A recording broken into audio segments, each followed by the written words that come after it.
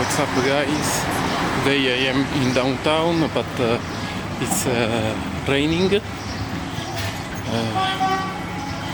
But I want to document again here. I am shooting, making my street photography.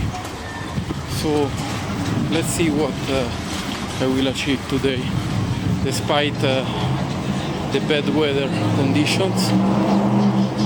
I will realize something interesting also today.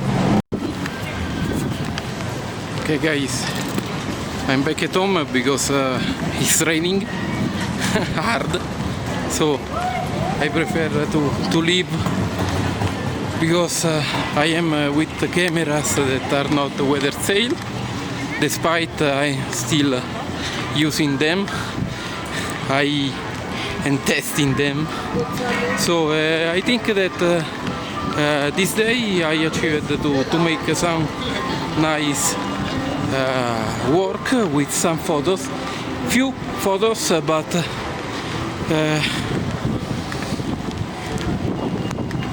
it was worth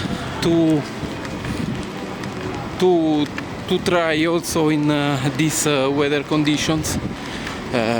Okay, thank you guys as always to follow me, the street photography channel.